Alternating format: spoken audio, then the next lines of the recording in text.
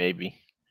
And we are live. It never ends up shocking. It shocks me every single time because of the delay. But we are here, and I can see all my friends are already on. So, Nobody Lucas, yet? how are you doing today? I'm doing pretty well. I got the Just going to kids say, to bed Lucas, early. you're not going to introduce him. You're not going to say with us today is book reviewer extraordinaire, friend of the show, Lucas Clay, something like that. At least tell people who he is. Just going to jump right in with. I hate See, to make a this is- liar out of him. This is why you lead the interviews because I don't know what the hell I'm doing. Smile And- and wave like the penguins on Madagascar. Smile and wave, boys. That's right. Smile and wave. Okay, I don't get that reference, but okay. You have to watch more movies, man. No, not. I do not watch animated movies. I do not have children. There's no reason for me to watch animated movies. I'm an adult. The girl I work with today said she wanted to go find a kid somewhere so she could go see some damn animated movie that just came out like yesterday or something. Zootopia 2. Utopia 2. Yeah. Yeah. That's it. I've got said, 3 "Go she could see it borrow." yourself, just walk into you're a grown-ass woman, go see it. It's like, no, it's a kid's movie. I don't want to do that. All right, whatever. Back in the day, I used to go to the one movie theater, and I'd have the entire place to myself, and I'd watch movies, and it was glorious. What kind Did of they movie leave after you showed up, or was it already empty? Well, I would go like on Tuesday nights, and no one else went on Tuesday nights. It's like after like the second week of whatever movie. So I saw Wolverine, one of those Wolverine movies there. I was the only one in the theater. And as soon as I stood up, they killed the film and, cut the lights. And I was like, somebody wants to go home. Because I went to like the 9 o'clock showing on a Tuesday night. And I was the only one in the theater. Yeah, they were probably pretty happy with you. Well, I didn't stay through all the credits. As soon as the credits started rolling, I got up. So, I figured they had to, at least stop cussing at me for a little bit. They must have been watching you pretty close. Yeah. Oh, yeah. As soon as I stood up. Oh. So what brings you here, Lucas? What news do you have for us? There's lots of books, and they're all pretty decent so far from what I've read. I got invited here by Mike. Thought it was a bold choice. I don't know if it's a smart choice, but a bold one. There was bourbon involved. There is. There still is. But yeah, I've been watching the show. Been a fan. I'm a lurker, you may say, in the indie book community. I like to hang out and read some books and make friends. I joined the community about a year ago, and I wasn't expecting it to turn into this. That's for sure. I was just kind of hanging out. It's a pretty nice place here, isn't it? Tobias I'm a is in the fan. house. What was that? So Mike? I said Tobias is in the house. Yeah. Josh and EL are having a whole conversation on their own. We may have to just be quiet so they can finish. I don't know. EL said he got his accounts back. That's good. He had did, some yeah. trouble with the Zon there a while ago. Yep. So actually, I want to ask EL, since you're here, our good dear close friend Lucas was just saying that he's read a little bit of EL Montague and he likes it, and he doesn't know where to go next. Me being completely unbiased, I said Incident the Peeling Head, but do you have a suggestion for him? And while we wait for EL to type. Well, you got to give him time because he's probably working right now and he's only half listening to us. Well, And I mean, he's he'll get actually a up when- collection of drones. So He's a collective, yeah. They're all good. you're Good very answer. humble, EL. Good the author answer. So I would His, recommend the Incident the Peeling Head. And yes, he did just publish another book because it's been 3 weeks. It's been You're 3 just- weeks. That's jealousy.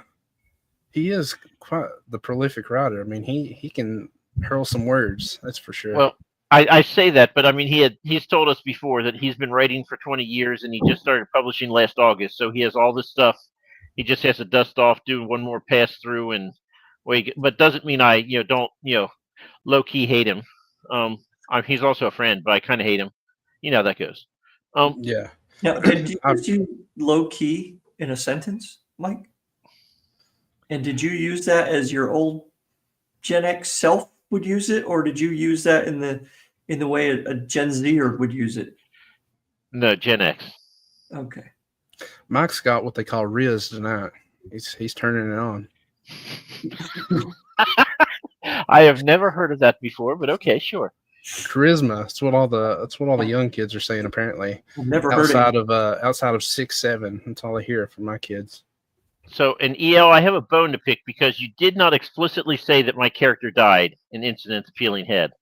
You did say I don't know how he could possibly have survived, but you did not write him as actually dead. So I want him to come back. All right. Are you starting to try to write something, Lucas? Yeah, I've started a couple projects. I get ambitious ideas and I get into them. I'm like, whoa! I like this idea too good. I need to wait till I'm a better writer. So I go to I go to something else. Nope. Right now, if you're not excited about it, just write it. Yeah. Right now, I'm pretty hooked in what I've been writing. I've got a rough outline and a few thousand words, maybe 5,000 words in it. It's dark fantasy with horror elements. I get excited about that stuff. I like darker stuff, and I know that's probably where me and Mike may go different paths. I like Abercrombie, and I'm a pretty upbeat person, positive person, but I feel like dark stories, I can be. I like looking at other people's problems and not thinking about my problems. If I'm looking at a happy story, I'm like, man, I wish I was living that life. You know, I don't want to read about some rich guy and then go look at my bank account and see that I have no money. It doesn't make me feel good. But reading about a street urchin getting kicked, getting horse crap thrown on him and, kicked while he's down and almost getting stabbed, that helps me feel better about my life. You do like EL's books. I do. Yeah, I like the two I read Bastard Prince and To Catch a Witch. So yep. I need to read his other two novellas and his full-length novel. Who is Tom Riley? Tom Riley is Thomas Howard Riley. He wrote... Oh, okay. Yeah. He wrote this book. Yep. We've had him on the show. He was on the show like a month ago. Yeah. Well, he is an excellent dude. I love that guy. So yeah, actually, when we interviewed him, I told him, it's like, I don't know why, but I get you and Lucas Clay confused. I keep thinking which one is the one in Kentucky, one's in Arizona, one's in Kentucky, and I can't, for whatever reason, I don't know. I have no idea why. I cannot explain it, but you gotta hear a little bit of the slang and the drawl in my voice, and you'll remember now. Yeah. I'm the one with glasses. Wait, he might wear glasses too. I'm the one with I'm the thicker one. Weight's quality, Mike. Yeah, that's what I keep saying. So, what do you do on the daily, Lucas? I am a project manager for my day job, and I typically work from home. I do occasionally travel. We build like factories and stuff for mostly food and beverage is where I work. We've done work in like pet food, built like pet food factories. I work more on the actual firm that I work in is an architectural engineering firm. We have like automation as well in there. So I've done like robotics projects and things like that within the food and beverage industry. You're not building AI centers? We're building data centers, yeah, but I'm not a part of that. I'm more in the food and beverage just based off my experience. So how does working in that kind of field get you into reviewing books on YouTube? I need a way to relieve some stress. It's a pretty stressful job. I'm responsible for project success and there's millions of dollars on the line. And so it can be high pressure. There can be days when I take a earful from customers and leadership alike, but it's just kind of my way of escaping. I used to play video games and stuff, and then as I got married and had kids. I needed something that was easier to pause or put down. You know, I used to play a game called League of Legends. I don't know if you guys know what that is, but you cannot pause it. And as soon as I'd start a match on there, it's supposed to last about 45 minutes, and I'd have to get into, I'd have to quit as soon as I start because something come up. So I needed something better.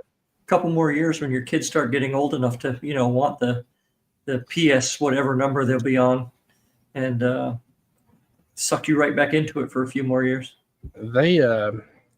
I've been having them play the old Street Fighter on the Super Nintendo, like the retro little one that you can get now and plug in, and all they do is button mash on it. So it's, they get the dopamine of playing and looking like they're doing something, and you get 30 minutes of quiet time. You said it, not me, brother.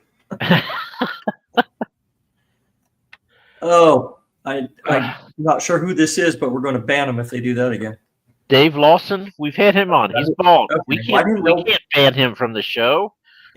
I'm 67. Somebody explain that shit to me.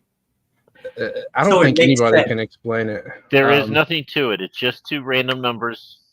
Yeah, exactly.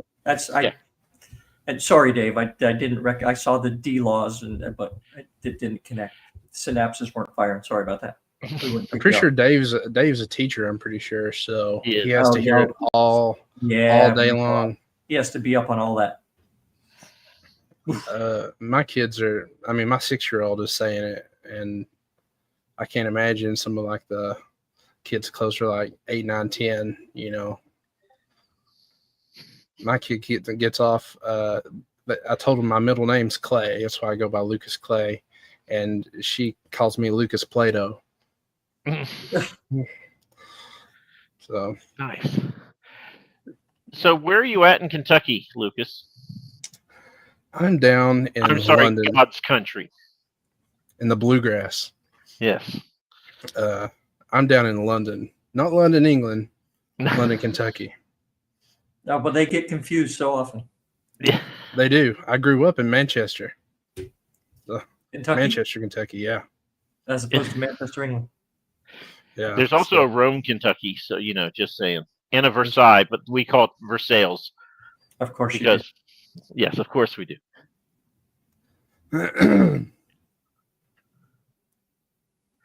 Oh, you got ZB here. Okay. You got ZB is my brother. That guy. I love that guy. EL, you can always tell a Texan, you just can't tell him much. He'd get lost in Kentucky. So what does Kentucky, other than, you two, what does Kentucky have to recommend it? Me and Mike. There's the Creation Museum. The what? The Creation Museum. They recreated a life-size Noah's Ark. Yeah, and the Noah's Ark Experience, because the Creation Museum was such a hit, they built the Noah Ark Experience that's next to it. Have you ever been to it, Mike? No. I actually went, and it's pretty cool. It was pretty huge. It was pretty. You have two of everything. Yeah. And Dave is right. Horses. If you are going to race horses anywhere in the world, it has to be registered in Lexington, Kentucky, at Keeneland. Really? Anywhere in the world? Anywhere in the world, if you're going to race quarter or thoroughbreds, how did they get that gig? Because horse racing's been going on much longer than there's been in Kentucky. Yeah, well.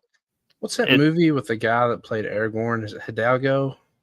Yeah, yeah. I don't know why I just randomly thought about that. I was thinking of like racing. Very good movie. I've seen it actually. I think I saw it in theaters when I was a kid. If a movie's more than like 25 years old, there's a chance Mike has seen it. There you go. Hey, I got some bourbon in my best dad ever mug right here. Mike, have you ever heard of Castle and Key Distillery in Frankfurt? Yeah. Have you ever been there? It's awesome. I have not. It looks like an actual castle. That's cool. I found for bourbon, I don't like it if it has any rye in it whatsoever. I can't stand it. So I drink Maker's Mark because of that. Yeah. when I drink at all, which is rare. You know, I would drink. ZB would drink me under the table. Him and all, 117 pounds of him. AMA. I don't know that I'm the most interesting guy to ask questions. I'm more of a I build off other people's energy. So it's going to be a short episode tonight, Mike. So we asked you before we came on, and I said we'd ask you in 2 minutes, and it's been like 17 since that point. But what are you reading now? Can you tell us your favorites for the year so far? Are you going to do a post about that? I know booktubers like to do that. Yeah, real booktubers, not Ro and I. As far as what I'm reading right now, I just started Malazan this week. I'm sorry. People keep hyping it up. I'm gonna give it a shot. ZB is a big believer in.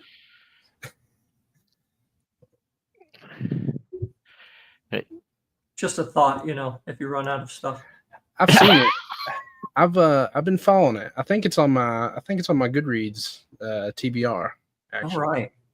So I thought that was actually the only book you had written until I watched one of your videos the other day and learned that you've actually written several. Well, that's because I'm not like Mike. I don't do this every episode. You got to shill a little bit, man. You got to be a little bit of a shill. Come on. Probably. I mean, you gotta put it out there. Oh man, Tom, God. Yeah. CB is not okay. Mike, you go. No, go ahead. There you go. ZB is not large, but he is dense, like a collapsed star.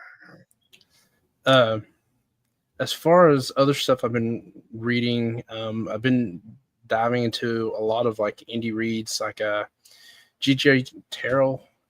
Yep. The Not So Mundane Mysteries of Norman Mellamorne. Like Luke Tarzian, Worldmaker Parable. Timothy Wolfe, The Whisperer That Replaced God. Anything Timothy has written is amazing. I've not read his trilogy yet. I think I bought them. I need to get on that.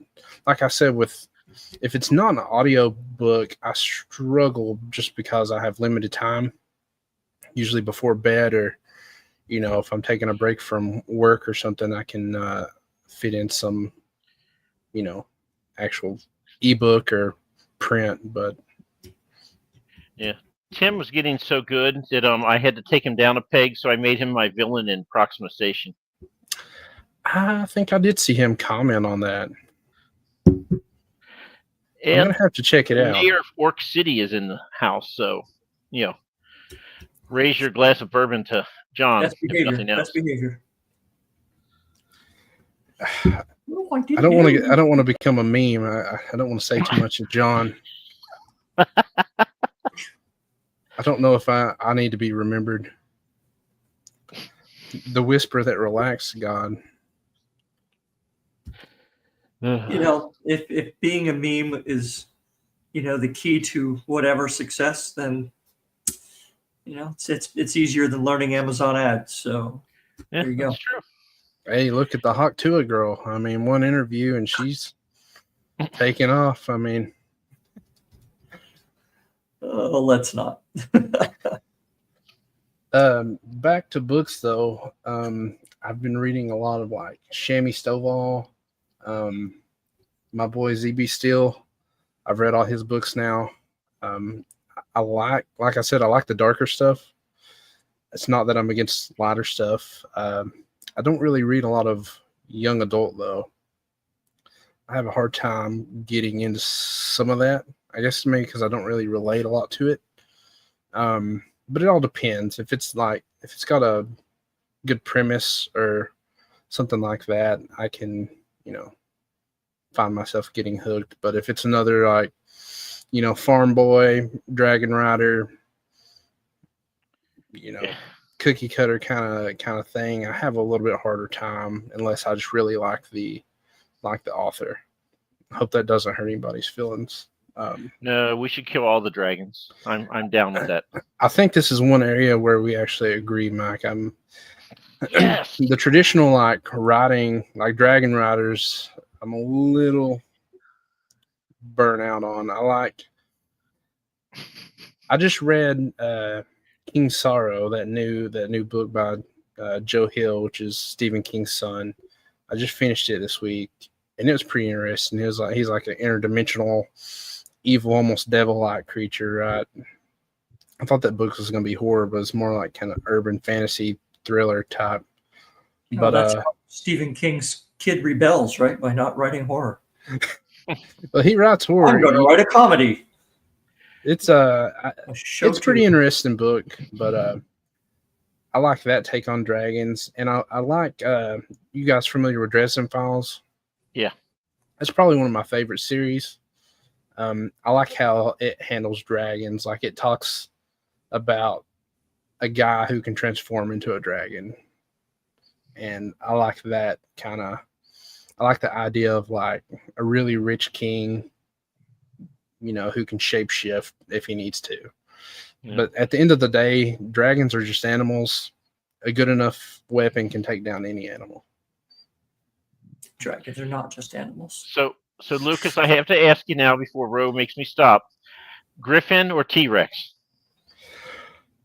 I've been thinking about this for a long time. Every time I watch you guys, like I watch you guys quite a bit now, and I go back and forth. I was first thinking Griffin, just because it seems more practical, right? Like if I need to get out of the way and go into hiding because the government wants to take my magic animal, we can fly off into the sunset. But also, I'm 350 pounds. And I don't want to break its back, I feel like I'm more. Go ahead, break its back, and then feed it to your T-Rex. I feel like I'm more built for a T-Rex, and so I'm leaning a little bit more T-Rex for that reason. Good man, good man. But someone would just shoot it with like a 50 caliber from some rooftop, and then gone. You might be able to dodge and weave and get out of the way if you have a Griffin. You get a Kevlar vest for it. To be fair, either one of those things you hit with a 50 cal is, damage. Yeah, I'm just hoping for some dodging and weaving on the Griffin's part. The T-Rex, you got to help him put it on though, because little arms. That's right. Not very useful. I can't get the zip. Trinity. All right, all the cool kids are here. It does feel weird being on the other side, which I do feel like I'm in the room with you guys usually, but I kind of feel like the... Well, go to the fridge and get me a beer then, will you? No beer, man. Only bourbon.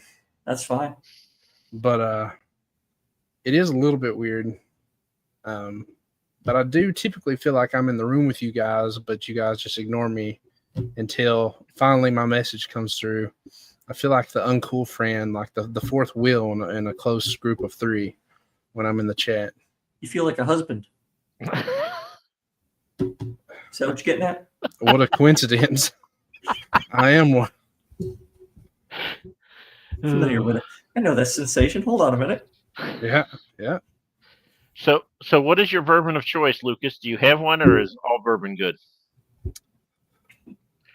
Nick has finally joined us after like a year hiatus.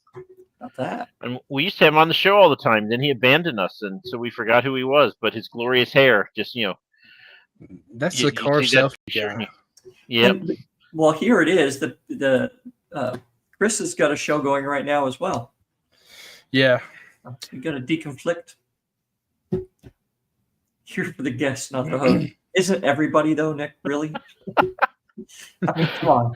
We know. We understand the gig. I've been meaning to read his book. I think I bought it as well. I spent a fortune buying all these books, and getting to them is, man, it's hard. Right. The dwarf in his book is the best character by far in Nick's book, Fogbound. The dwarf is absolutely hands down the best character. Really? There is no dwarf in the book. Isn't there one on the cover though? Thank you for saying that. Thank you for saying that.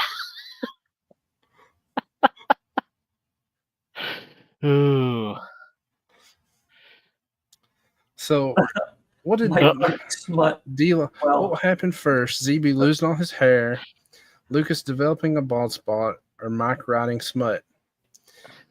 I've been thinking about it. If Mike rides smut, it's going to be, since you got Roe here, it's going to be painful to read, is what it's going to be. It is, but it's going to be called Gray Wolf Howls at the Moon, because you've got gray hair and he's got the moon on his head. You guys are going to co-author it. Oh, Gray God. Wolf Howls at the Moon. Did you hear my description of Thanksgiving from Friday night's show? That would be what this book would be like. Yes. I don't know if I did hear that. I went to a Friendsgiving and there were 13 Karens. And I was younger than all of them by a good decade or more. In a literal Karen, or like, Just, the stereotypical crazy Karen with the. There was the one who bob put haircut. it on. The one who put it on, her name is actually Karen, and her parents were 65 years ahead of the curve. But then everyone else there was, they were all pushing 70 or over 70, and they all had exactly knew what they want to do, and it was exactly different from everyone else. And oh my God.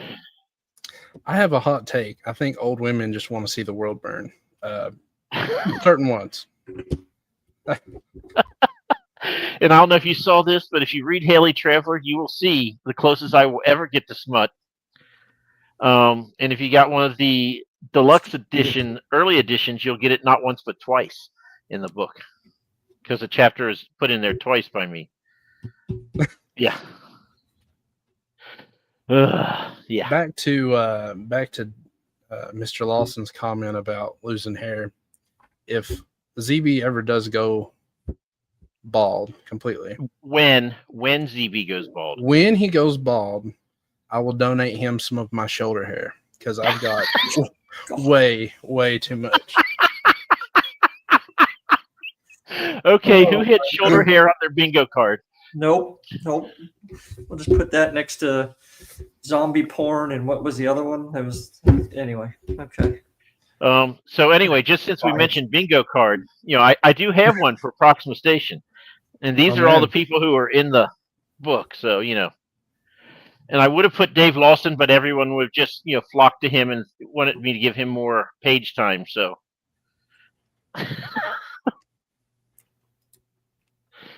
ZB is like the best punching bag of all time. Like he just takes it so well. Mike? Oh yeah, he's good about that. So, and ZB, if you're still here, I want to know why you're not going to Coastal Con now with Nick Fuller and I, because I was told that you were going to be there, You could just and now answer you're your not. own question. So, but When and where is Coastal Con? Coastal Con is in Wilmington, North Carolina, in March, and I got.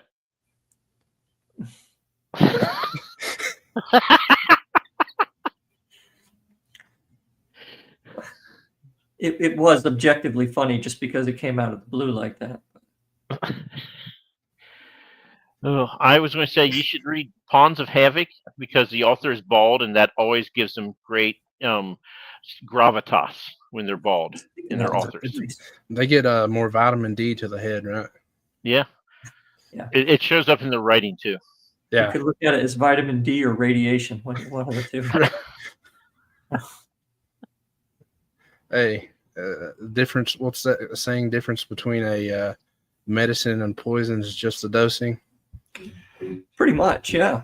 I saw something today that I want to discuss for a minute, but you carry on for 1 sec there, Mike, while I look at this thing. While we're waiting, I will shamelessly plug my third book in the Proxima series, and I need someone who wants to be the Joint Chief of Staffs, the chairman of the Joint Chiefs of Staff. Is that what it's called, Ro? Anyway, I need somebody, and every book, basically what happened the book before, will be a letter addressed to this person, and you'll be the chair of the Joint Chiefs of Staff. So if someone wants to have this and have it be written in, this way you can be the head of the military without ever joining the military, let me know in the comments. Or Lucas, you can cut them all and say me. I don't care, but I just need somebody to put as chair of the Joint Chiefs. I'll be whatever you want me to be, Mr. Mike. Okay, Lucas Clay. I meant that in a except in the smut. Don't worry, my smut days are over. Outside of the smut, I'll be whatever you want me to be.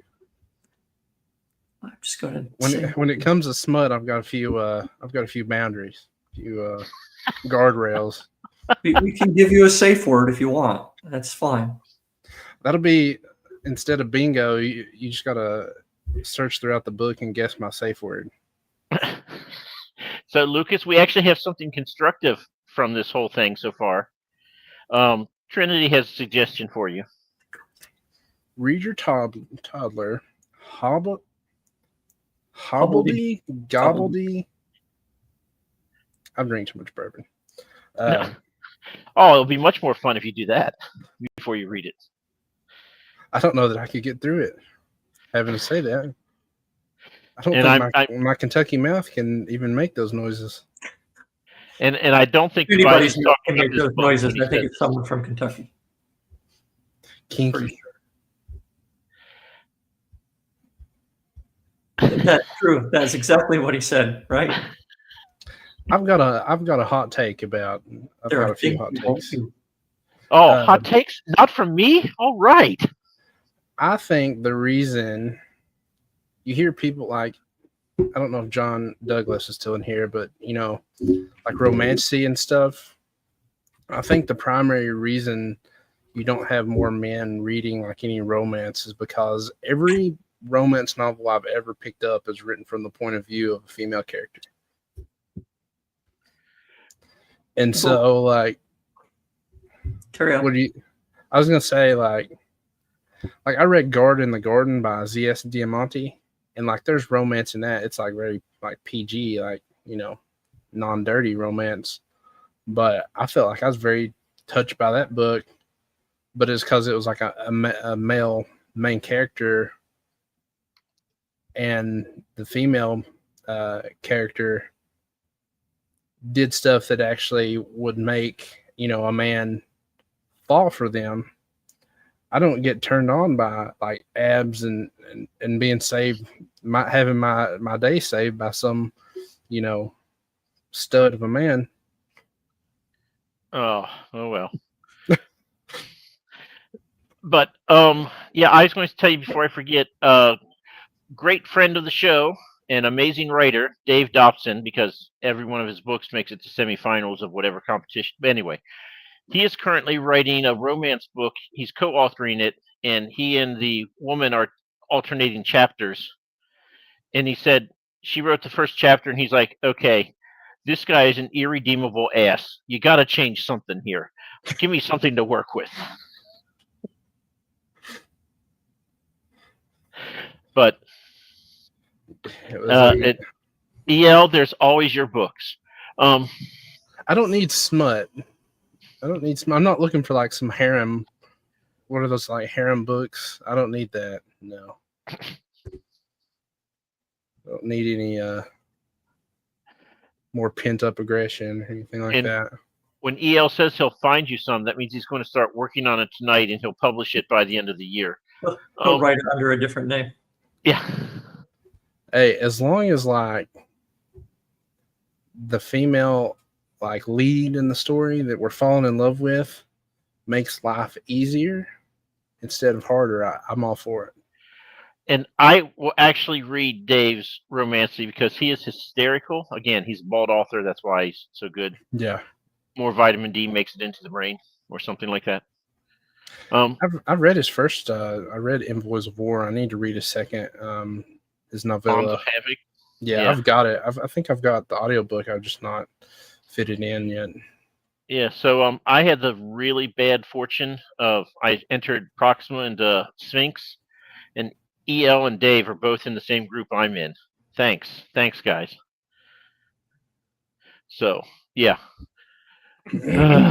So, what I was going to share with you guys is you might already have this. Written Word Media does a survey every year of the indie space, right? Indie author survey. and the results came out today or yesterday, I think. So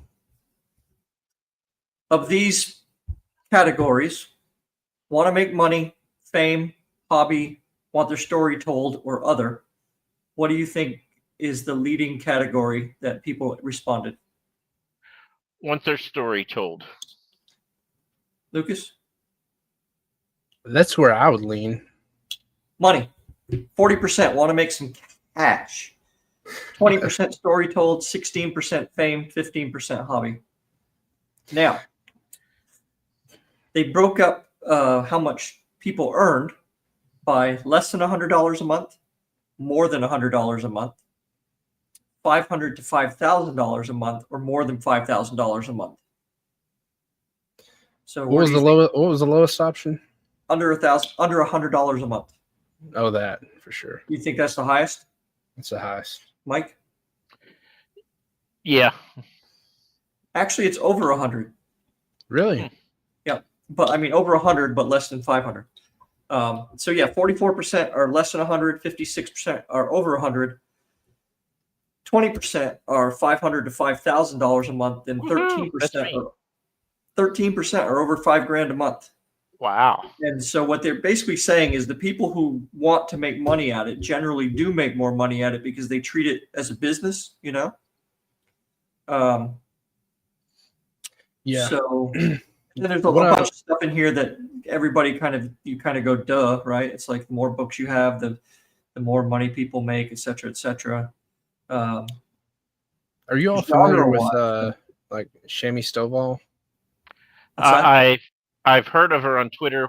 I need to have her on the show sometime, but her books are awesome. I said I don't really read a lot of YA, but she's got a series. It's kind of YA-ish. It's like Harry Potter mixed with Pokemon, and it's called Nightmare Alchemist or something like that. But it's really cool. But she talks about that a lot. She's a good person to talk about. Like, she and her husband, I think they got like law degrees. He was a lawyer, and then they started like becoming full-time authors, and I think they're both full-time authors now. But she talks a lot about, you know, if you're gonna try and make money at it, you have to treat it like a business. I mean, you gotta get good and put it out, and you know, learn all the tricks of the trade. I feel like a lot of people, they want to make money, but they're too sentimental about what they've written and can't see that there's probably glaring flaws as to why it's not. I was going to say, I think there's a lot of people who want to receive money. I don't think they want to earn it. I think it's like, I published the book. The masses should find me now. Right. And I think there are plenty of people who are willing to do the work to write the book. Right. Yeah. And I think they'll get over their sentimentality soon enough. But I don't think, and this isn't saying that it's bad, right? If that's the choice they're making, I don't think there are people who are willing or able to put in the time and the effort to learn all the new stuff they need to learn to do it correctly. But let me do this and then I'll get out of this thing. Genre-wise, what are we thinking? I guess like 1,350 authors responded to this survey. Romantasy, number one. Romance, straight romance, number one, 21%. Followed by? Ooh, I would have thought romance had been higher. Horror. Fantasy. Fantasy. Then science fiction at 8%, thrillers at 8%, mystery at 7%, historical fiction at 6%, and then nonfiction 6%. And then you get down into the kind of cozy mystery, lit fiction, paranormal romance, children's, women's fiction, young adult, horror, etc. I still don't know what a paranormal romance is. I'm scared to know. Vampire. Zombie porn. Oh, okay. I was thinking like ghosts, but I guess it's vampire. Well, I mean, Twilight. Not necessarily zombie porn. I just you got it on the brain, Ro. It's all right. No, somebody said it once, and it was just it's disturbing enough to stay with me for the rest of my life. Just seared in your brain. And I was going to tell you, historical fiction is just romance under another title. Not always. Well, I forget who said it, but every story is a love story somehow, right? Even yours, Mike. Some people love killing and battle. Have Some you people love read dragons. ZB stuff? Mike, I've Haley's read Traveler, everything he's put out. Yes. Haley's Traveler, Mike. Yeah. Your main character falls in love with the girl, doesn't he? And he loves his dad. It's a love story. I think that's stretching the love story, but sure. I know.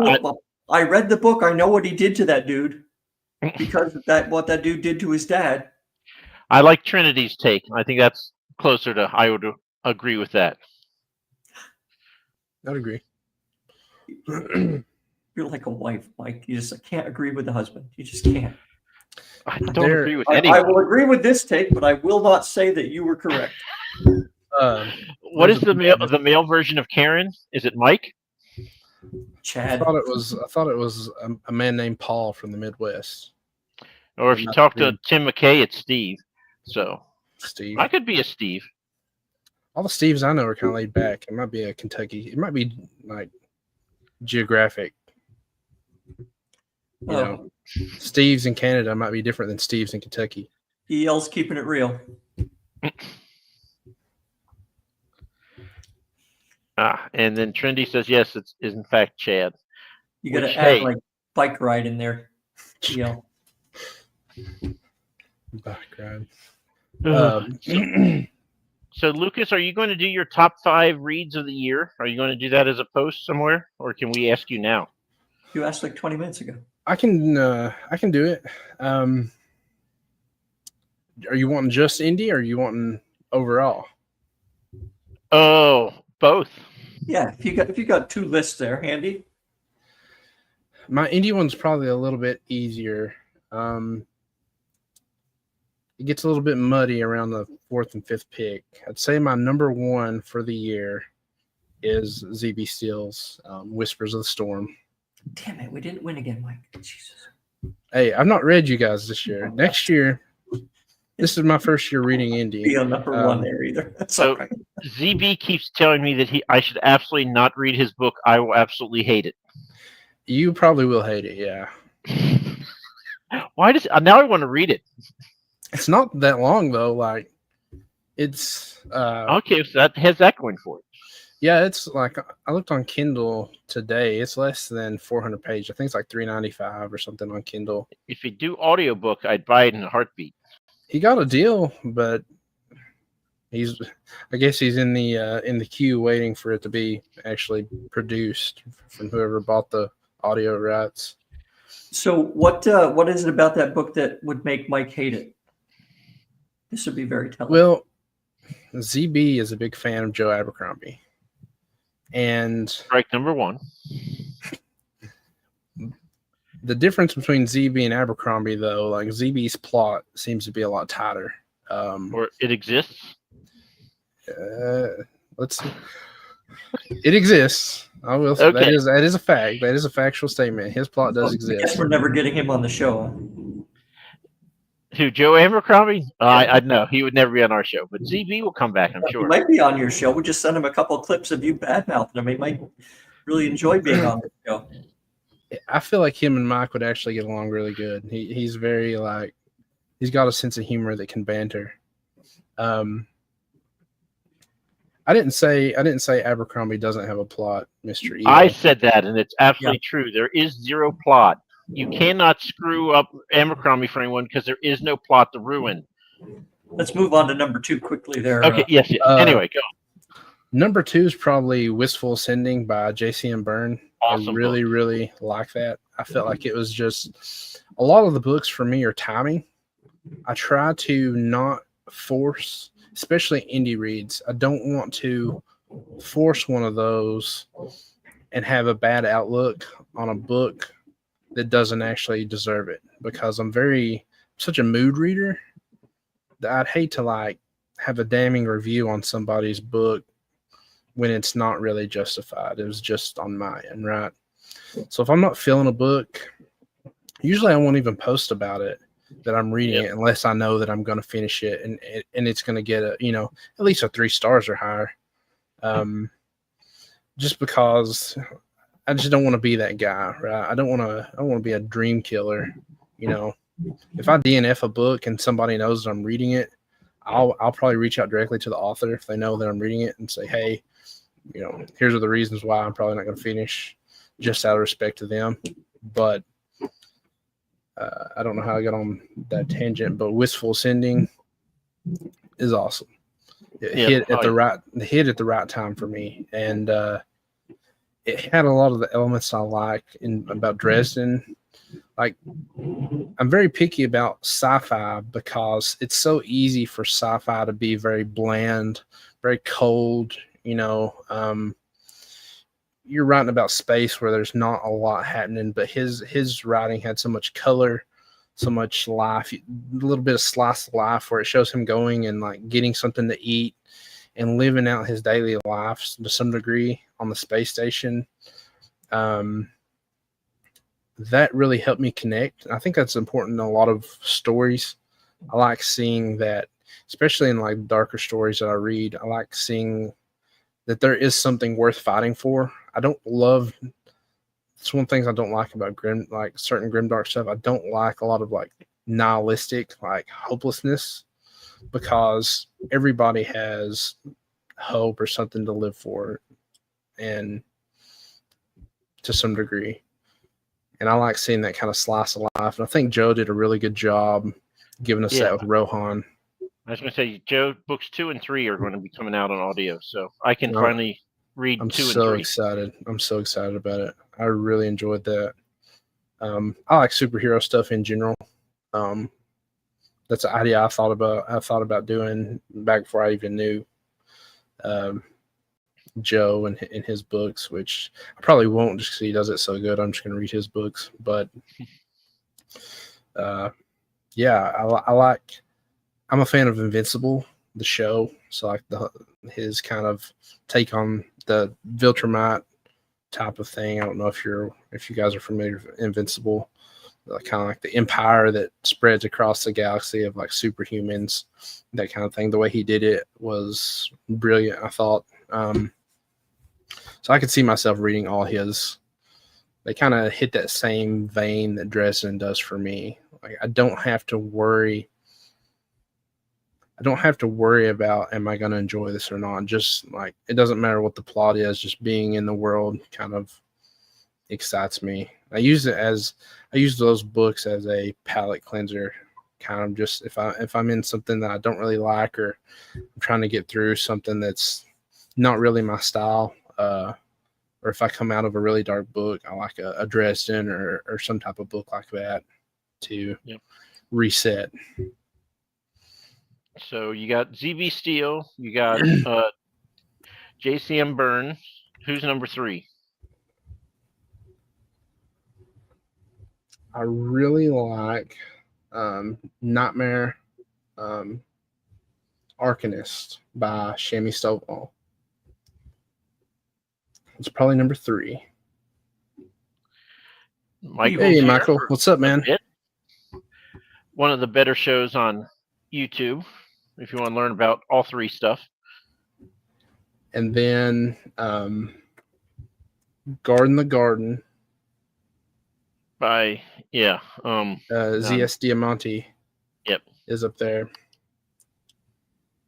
And I'd say number 3 actually is Gunmetal Gods by Zamil. I can't pronounce his name, or can't think of it all the way. I know who you're thinking. Akhtar, I can picture Zamil Akhtar. Yeah, I can picture his face.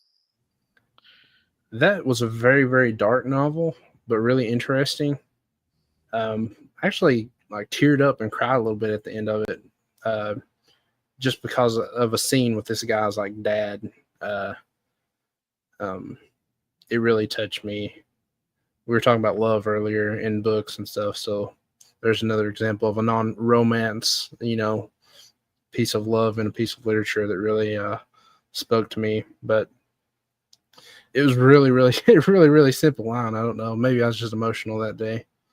But I really like that book. I'm going to continue on. I just bought the second one. Very well done. It's kind of like, are you guys familiar with it? Have you read it? I haven't read it, but I've heard of it, and a lot of people have given it a lot of love. It's kind of like in the it's a fantasy world, but it's kind of like in the Crusades. Okay. And there's these really crazy, like almost Lovecraftian gods. Like all these people think they're worshiping one thing, but once they actually lay their eyes on what they're worshiping, they're kind of freaked out because it's not exactly as written. What's like in their, in their doctrine and in their scripture doesn't really. It's a little bit freakier than how they've romanticized it, I guess. Yeah. So, but those are my top 5 indies. I just want to say this, although it's going to encourage Roe, which I don't like to do. But in an upcoming book of mine, there's actually a marriage proposal that I had no idea was going to happen like 3 pages before. And then I was like, yes, absolutely. Yes, this absolutely is what would happen. And I was like, who knew? I had no idea. So in an upcoming book, that will actually happen. So it's a love story. How about that? So is it in your sci-fi series? It's in an upcoming series. You're just going to have to read everything I write to find it. Oh, Jesus. Okay.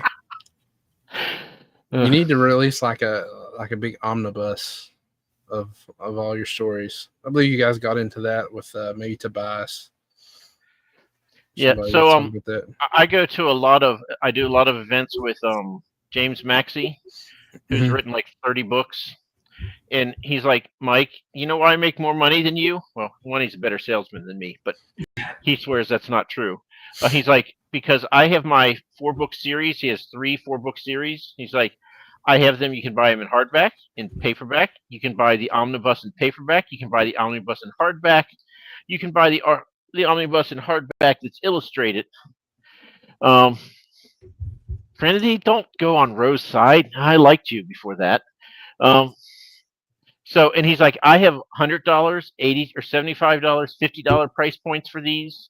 If you want to buy all 4 books, buy the $50 book. It's cheaper. He goes, It cost me $15 to have printed. I sell it for $50. I make $35 profit. He goes, you're selling everything at $15. You have one price point and you have to do it. He goes, that's why I make more money than you. Yeah. I think that's the same with everything, right? Find the one that you want to sell and then make another option above that. Have a really expensive option that I think I may have mentioned this before. There's this dude on TikTok. He's a rather portly British gentleman, and I forget his name, but he does a lot with psychology of advertising. And he said that all these luxury car manufacturers like Rolls-Royce and all those folks stopped going to car shows and started going to yacht shows and airplane shows. Apparently those are things that happen. Mm-hmm. Because when you're looking at a $5 million yacht or airplane, a $500,000 car becomes an impulse buy, right? It's not a big deal. But when it's a $500,000 car versus a $100,000 car, it's way out of people's range. So I think that's what Maxey is kind of glommed onto is I'm going to make this one here, which he probably doesn't make a lot of copies of, and if he sells one, great. But it's probably more to get people to go down 1 or 2 levels to the stuff that he actually wants to sell and has a better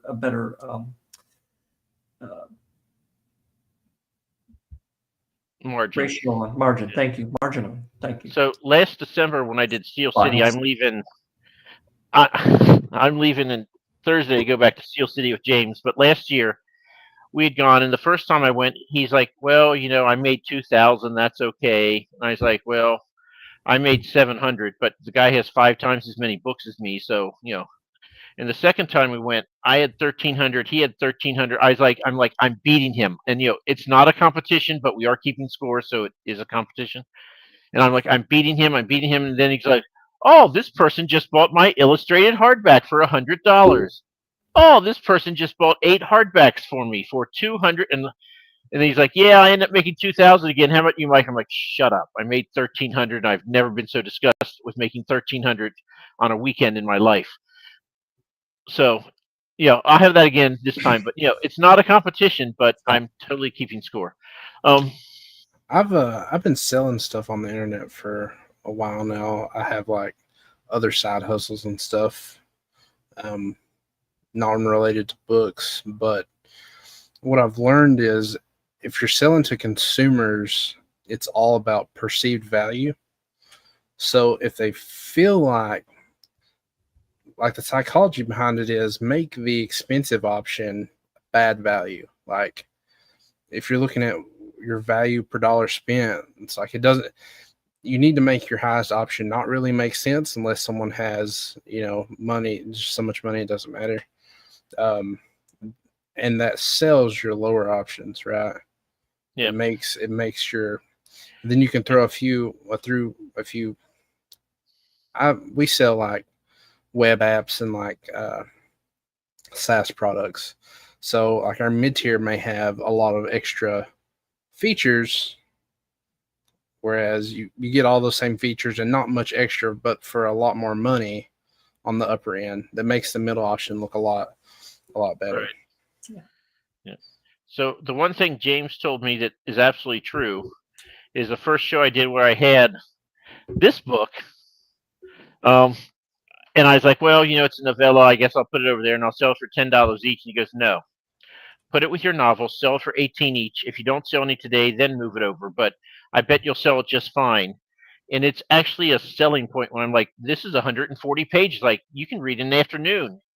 And I'm selling that and Becoming a Druid are the two big sellers that I have. And everything else is maybe once in a while. But just telling them it's a 150-page book. It's a novel. Yeah. It's not really, but I tell them that, and they're, so absolutely. Lying to your customers. That's what you want us to take out of it. And I sell this hardback for $30, and people buy it on your little screen. I think for a lot of people, it's not a financial problem. It's not about because they'll go to Barnes and Nobles and pay $20, $30 for a book, no problem, right? Yeah. So to buy, outside of indie, paying less than $7 for a Kindle ebook, like Trad Publish is a steal. So I don't think it's necessarily a money issue. I think it's a value for time spent.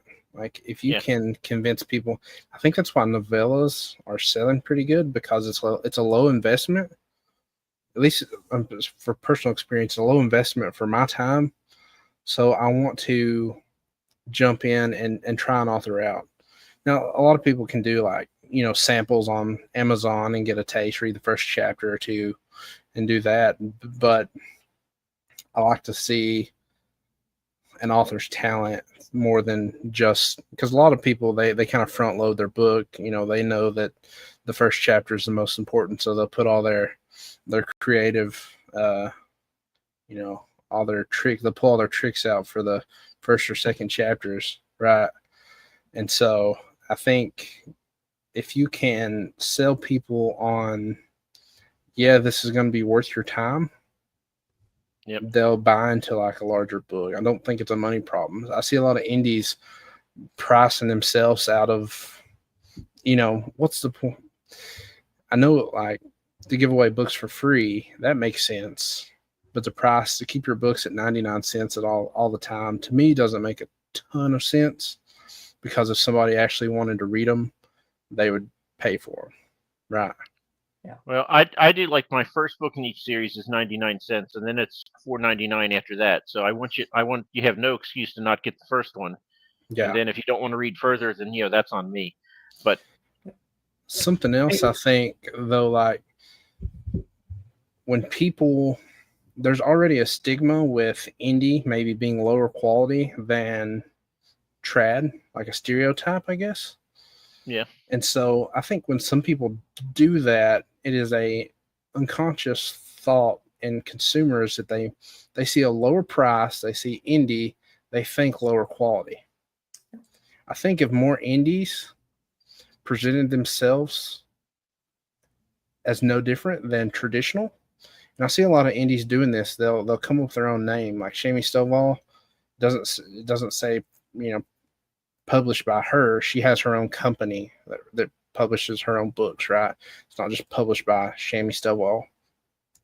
I think if you walk and talk just like how any other trad book is, you will sell more akin to a trad book. I think a lot of indie authors do themselves a disservice by lowering their price too much. And I know there's a lot of pride in being indie, but you can often dig yourself a hole. Lucas, I just want to say, yeah, a very smart guy on this show once, multiple times, has said something almost exactly like that. Who was that? That was me. Yeah. I agree entirely and wholeheartedly. I do have one actual reviewer question for you after Mike asks his question. I just want to say I highly recommend everything by Beaver Castle Media. They put out nothing but quality books. That's awesome. Sometimes twice. I will, Mike, I will get your audiobooks and check them out. It's Cool. for sure going to happen. So I guess we've been an hour now, so I can ask you a question related to reviewing books. Why not? We got you here. What the hell? Yeah. He's a book reviewer, no less. And we're going to ask him book reviewing questions. It only took us an hour. Yeah. Hey. So when you read a book, how long do you give it before you say, I either this doesn't have my interest, or, there are some people who say you need to really do something the first paragraph or page or whatever, which when writing fantasy is like, maybe. I mean, I'm quite happy with the world building portion of it myself, as long as it's, progressing. What do you think when you start reading a book? I get at least, I try to get at least like a third of the way through. And it's honestly different for a lot of different books. If it's an author that I really want to try and stick with, because I've heard what other people say about their books. Let's say you know nothing about them. This is just a book that's appeared on your bedside table, and all the kind of nonsense about how did they get there aside. You're going to read this book by someone you've never heard of. Okay, if I'm struggling to get into it at all, it's usually pretty quick, And that's maybe fair. Maybe the first 15 to 20%. If I can actually. So you give it a few chapters. Yeah, I don't DNF after chapter. I'm not like an editor. I'm not like a editor for some of these publishing companies that reads the first sentence and then drops it. Right? No, I give every book a fair chance, and often I find myself finishing more than I do DNFing. I know Mike is not that way. He DNFs pretty rapidly. 50% DNF rate, yeah. Hey, watch this, Lucas. This will be fun. Mike, have you ever read any of my books? No. Look at that, huh? So, but I do want to come clean and tell people, and I'm embarrassed by this. I don't know why exactly, but I am. I've started reading Red Rising before. Absolutely hated it. Terrible. Awful. And then I published Haley Traveler, and I've had 4 people go, Haley Traveler reminds me of Red Rising. And I'm like, Jesus, what are you doing to me, people? So I actually started listening to Red Rising. I'm like 6 chapters in, and I like it now. Oh, sure. It sounds like jealousy to me, like deeply seated unconscious jealousy. Yeah, because you realize that if you don't like it, then you don't like yours either, and you can't have that. Well, I mean, both books are dystopian. They're set on Mars. In Red Rising, he's 17, or my character's 17. He's 16 in the other world. So, I mean, I'm like, is this why we're doing this? Yes, Trinity, you are one of those people. And now I'm reading Red Rising. Red Rising. I do audiobooks. I need an audiobook. Whenever there's an audiobook comes out from Roe, I will get it in a heartbeat. I will pay for it, and I will listen to it. We'll set up a time on just you and I, and I'll read it to you. Hey, get EL to record it. He's pretty solid. I've listened to both his books that I've read or listened to. because listening doesn't count as reading apparently. But I've listened to his. I've never actually read or listened to any Red Rising. That's one of those series that's so broadly talked about. I kind of want to rebel against it.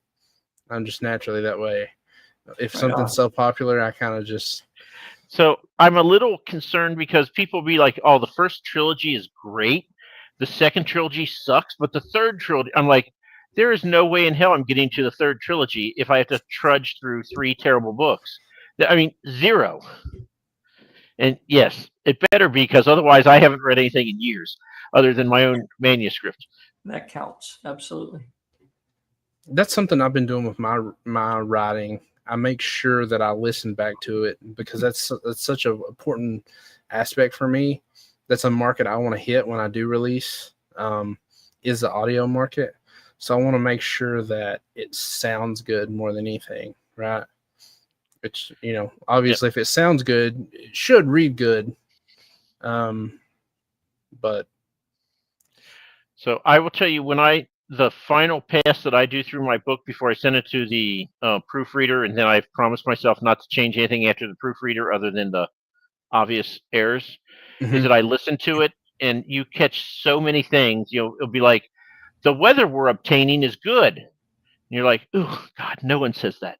It just, stupid things like that, grammatically it makes sense, but I'm like, no one talks like that.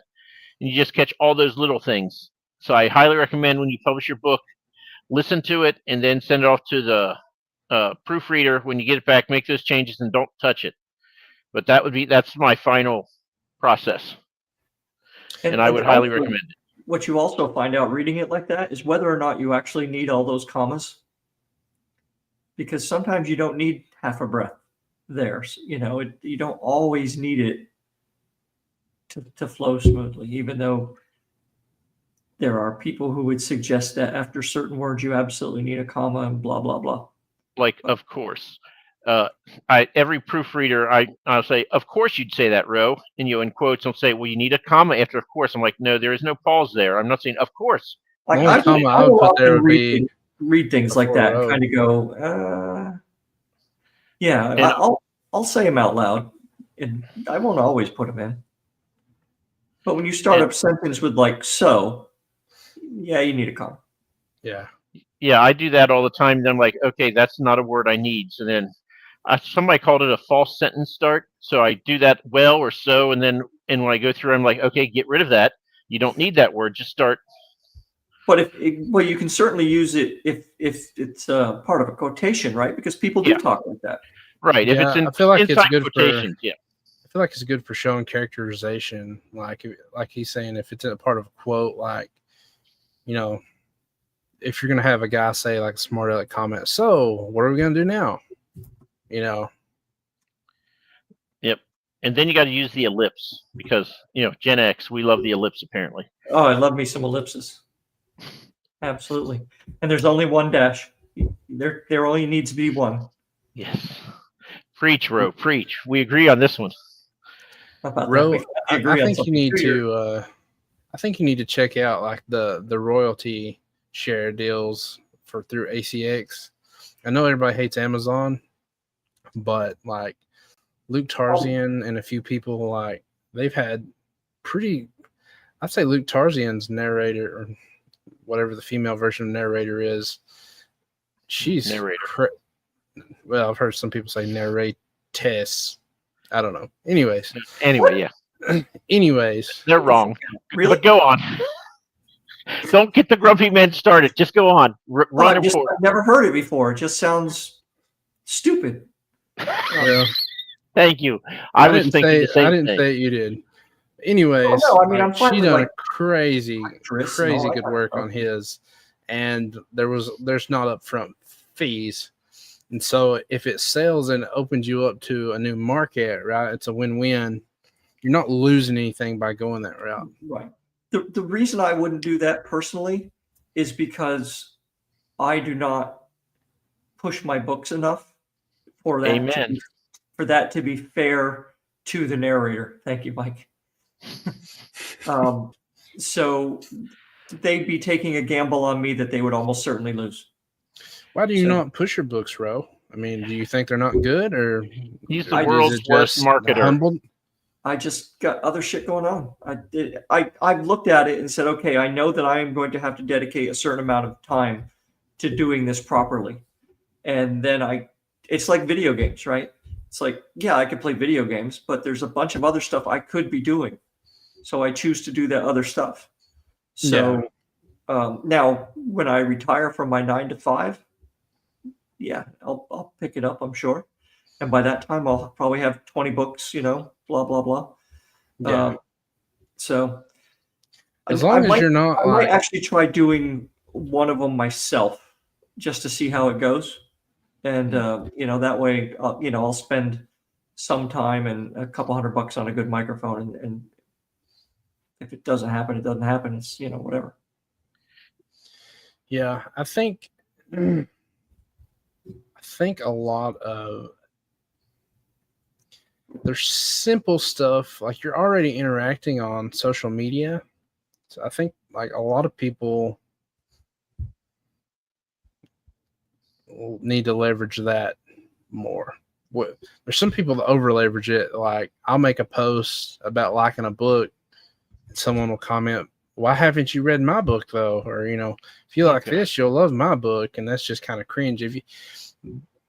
But you're naturally interacting with people on social media. I think there's opportunities that you can slip it in and, make people aware. Just make people aware that you have a book, right? You see, if I do it myself, the way I would probably market it at first is like going to shows and stuff. I would just say, if you buy the book or if you buy the hardcover, I will give you the audiobook for free. Mm-hmm. Right? And who knows? That may or may not work. But I think at first, if I did it myself, at least, that's probably how I would do at least one book. Yeah. Well, I mean, that goes to that same conversation of perceived value. I mean, you're front loading value for your book.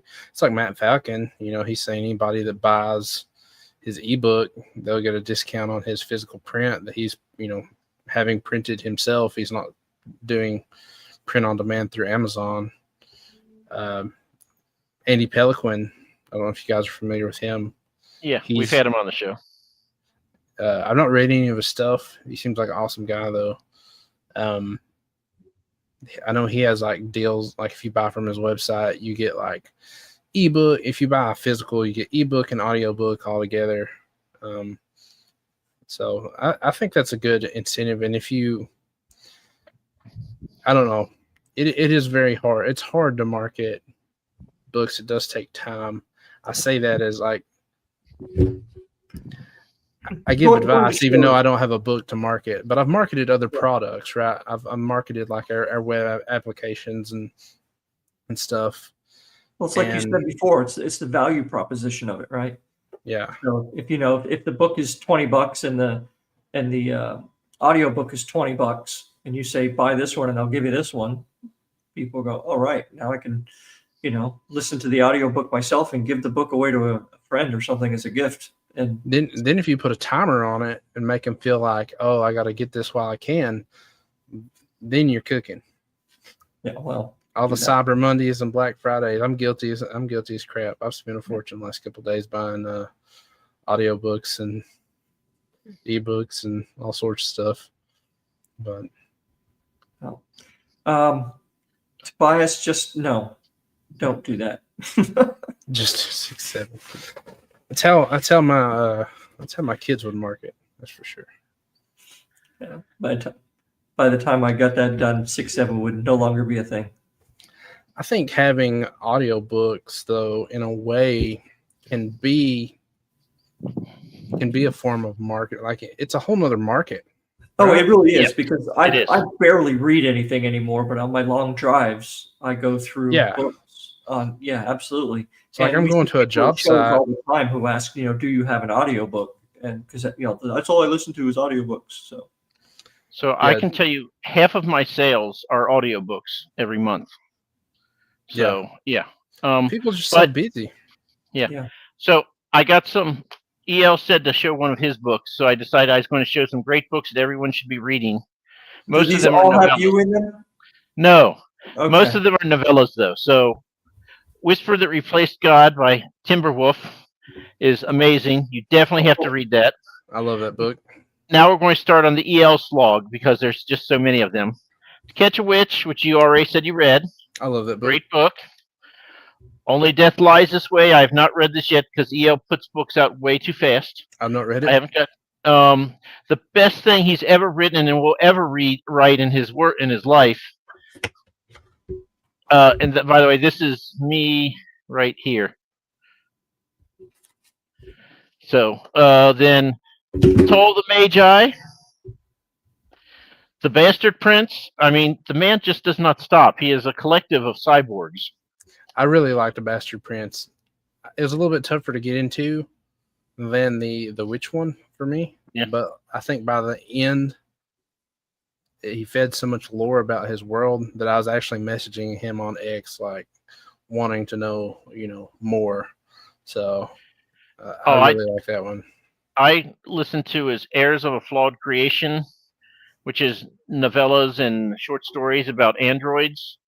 And I was like, okay, this was 2 novellas about this character, but it doesn't end there. What happens next? I need to know. And he just laughs at me. He's like, I'll get to it after I publish 16 other books. But anyway, amazing book, Pawns of Havoc. I've got to get to that one. Yep. And then this is one I actually wrote down earlier. I want to recommend to you because I think it'll be right up your alley if you haven't read it already. Small Town Problems by Chris Ritchie. Never even heard of it. So this guy here, he's a conspiracy theorist. And he's out there looking on his back porch, drinking his coffee one morning when the alien spaceship lands in his field. And so he goes into town to tell everyone about the alien. They're like, not another conspiracy theory. And then the feds come like, well, there was a crash landing here. We need to, collect everything and take it. And so he has to marshal the town to hide the alien, get the ship fixed, and get him off the way, and screw the man. Yeah, great. I book. do have him on X. Chris Ritchie sounded familiar, but I've got him on X. We follow each other. And then the only one that is not a novella that is funny, I have not read it yet, but I want to, is The Glorious Tale of Lady Isovar by Dave Dobson. You will enjoy that. I haven't read it all, but I have started reading that book, and it is quite entertaining. I mean, he does improv comedy, so when he writes a funny book, it is funny. I highly recommend it. From a reviewing standpoint, I will say I've DNF'd more books because of the quality of writing than the story itself. Personally, I can handle a bad story over like writing that stopped. Like, I consider myself very amateur at writing, right? But if I see something that stops me in my tracks, it's hard for me to, and sometimes I feel like when I'm reading a book, I feel like the author, especially in indie, the author's talking in my ear rather than I'm hearing it from the characters. And so I think that's a problem with getting too close with some of the indie authors on X and Instagram and stuff, is having, hey, how's it going? Having, like, I'm so used to hearing them talk, like, especially if they make videos, that I just hear them like explaining their book in my ear rather than getting engaged in the story. What I really like is, because we've interviewed a lot of people, and when I read their books, like when I read Dave Lawson's book, I'm like, oh my God, how much of Dave Lawson is on this page? Because, I mean, he's just hysterical anyway. And when I read his books, I mean, I'm like, oh my God, yes, I could just pick this book up without any cover on it, and this is Dave Lawson. I've noticed that, like G.J. Terrell with Tim McKay, EL, because he has a common theme with his. So, yeah, yeah, you don't want EL whispering a story in your ear. Well, I do listen to his self-recorded audiobook, so that's the only. It's ironic I said that because that's the only way I consume his books, is if he's whispering them in my ear, like sweet nothings, It's not sweet nothings if it's EL. Yeah, the sweet horrors. Yeah. On that happy note, some of us have to sleep tonight. But Ooh. yeah, but I have, like, I guess in kind of conclusion, I really have enjoyed my time in the space this last year. Kind of my origin, why I started reading again. My oldest daughter, she's 6 years old, and she got diagnosed with spina bifida when my wife was like 20 weeks pregnant. And so we live down in London. We're about 3 hours from Cincinnati. And my wife actually had fetoscopic surgery while my daughter was still in the womb to repair her spine and try and get her fixed as good as possible. And, she actually had to go up there and have surgery and live in Cincinnati until the baby was born. So that put me, I was driving to Cincinnati 2 times a week. I would drive up there on Friday after work and then stay with her and then drive home on Sunday to go back to work all week. And during that time, I was getting so bored. There's only so much music you can listen to, or so much, I'd listen to a few podcasts, but there's only so many alien conspiracy that I can handle and government stuff. So I'm like, I'm gonna try some audiobooks. So I re-listened to like all the Harry Potters, because that was familiar. I'd read a few of those growing up and watched the movies. And then I jumped in like Brandon Sanderson, and I got into reading through that time. It really helped me kind of, I guess, escape. I was really stressed out because, I was having my first kid. She had a major like birth defect, right? So that helped me really escape from all my real life problems. And that has kind of continued and snowballed to where it's like my number one hobby now. Yeah. And I think that's why, like, especially audiobooks, they just take me out of whatever I'm thinking about and kind of lock me in on a different thought process. Yeah. But I think that's why I gravitate towards those, and just the timing piece of it. And your all shows actually here lately, I've gotten more. I need to spend more time reading, but I find myself, you guys go live so much, I find myself watching. You guys usually go live right during the time we do, like my daughter, she can't use the bathroom on her own or anything, so we have a whole nighttime routine, and it's really uplifting to be able to listen to you guys and be part of the community. And I'm used to selling online, and when I joined the kind of the indie book community, it was the first time that I wasn't having to try and sell and shill. I know a lot of people are, but I could just be part of something and kind of have my space to disconnect and get away from, the stresses of work, stresses of having children and family. And I've really enjoyed my time in the community and listened to you guys. And it's been pretty life-changing the last year. I'm very thankful. I don't mean to get all sappy here. It's probably because I've been drinking too much bourbon. But I've really enjoyed my time, in the community, and getting close to some of these authors, trying to help uplift them and help them. I don't have a book selling experience, but I think online marketing and other things, and just mindset, I like to try and help where I can, and obviously reviewing. I think word of mouth goes farther for any book. That's the number one thing. Like, I see people put on X, why aren't you, I wish people would buy my book. And the harsh reality is, if several people's read your book and they're not like handing it to somebody saying, I think you need to read this, it might just be a miss, and you might need to either try a different audience or try a different book. The ones that get me are the ones like, it's the 17th and I've not sold anything this month. Will someone buy my book? I'm like, if you're trying to get people to pity buy your book, you're doing it wrong. Yeah, I may buy it, but I'm definitely never going to read it. Right. So yeah, you get that every month, and I'm like, okay, if I don't own your book, I'm not going to, because I am not going to, buy it now, because that just encourages more. Oh, woe is me, buy my book. Yeah. And if you're going to sell to somebody, give them a reason to buy it, not do this to help me, because that's called charity.